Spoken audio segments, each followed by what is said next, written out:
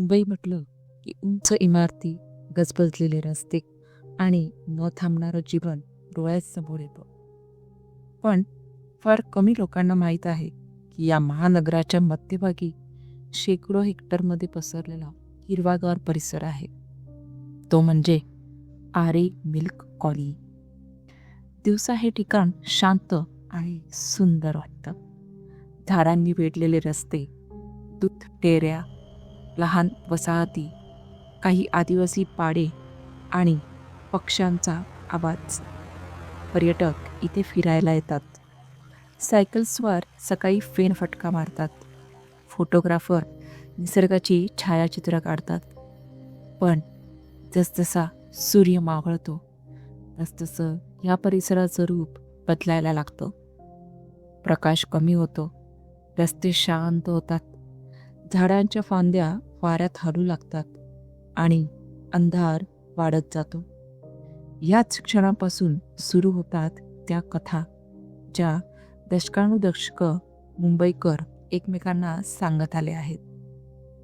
आरेबद्दलच्या बहुतेक भयकथा अधिकृत नोंदीवर आधारित नाही.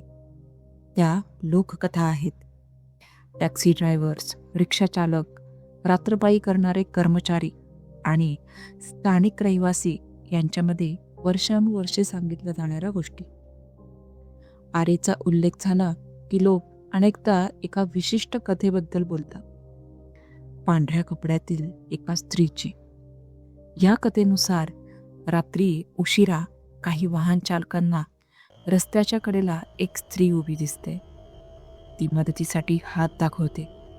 काही जण तिच्याजवळ थांबल्याचा दावा करतात, तर काहींच्या मते ते पुढे गेल्यावर रिअर व्ह्यू मिररमध्ये ती पुन्हा दिसते. आणि कदाचित याच कथांमुळे आरे मिल्क कॉलनीचं नाव भारतातील सर्वात प्रसिद्ध हॉन्टेड ठिकाणांच्या चर्चेत वारंवार घेतले जातं. पण ही तर फक्त सुरुवात आहे, कारण पुढे आपण ऐकणार आहोत काही अशा अनुभवांविषयी जे सांगणारे लोक आजही त्यांच्यावर ठाम आहे. आणि मग तुम्हीच ठरवाय ही फक्त कल्पना आहे की या जंगलात खरंच काहीतरी गूढ दडलेलं आहे. सन 2000च्या दशकाच्या सुरुवातीची गोष्ट असल्याचं काही लोक सांगतात. एका टॅक्सी चालकाची रात्रपाळी सुरू होती. प्रवासी सोडल्यानंतर त्याने आरेमधून शॉर्टकट घेण्याचा निर्णय घेतला. रस्ता जवळजवळ रिकामा होता. पावसाची हलकी सर सुरू होती. गाडीच्या हेडलाईटसमोर फक्त ओला रस्ता आणि झाडांच्या सावल्या दिसत होत्या. काही मिनिटांनी त्याला रस्त्याच्या कडेला एक स्त्री उभी असल्यासारखं दिसलं. पांढऱ्या रंगांचे कपडे, डोकं खाली. ती हलक्या हाताने लिफ्ट मागत असल्यासारखी वाटत होती. टॅक्सी चालकाच्या मनात विचार आला, इतक्या रात्री या जंगलात ही एकटी काय करत असेल? तो थोडासा पुढे गेला, पण अचानक त्याला काहीतरी विचित्र जाणवलं. त्याने रिअर व्ह्यू मिररमध्ये पाहिलं तर ती जिथे उभी होती तिथे आता कुणीच नव्हतं. त्याने गाडी थांबवली नाही. तो थेट मुख्य रस्त्यावर पोहोचेपर्यंत मागे वळूनही पाहिला नाही. नंतर त्याने हा अनुभव आपल्या मित्रांना सांगितल्याचं बोललं जातं. खरंच असं घडलं होतं का की भीतीने त्याला भ्रम झाला? याचं उत्तर आजही सापडलेलं नाही. रात्री जंगलात शांतता असते, पण ती पूर्ण शांतता नसते. त्यामध्ये रातकिड्यांचा आवाज, पक्ष्यांची हालचाल, कधी एखादा ससा, कधी एखादा कोल्हा किंवा इतर वन्यजीव, हे सर्व नैसर्गिक आहे.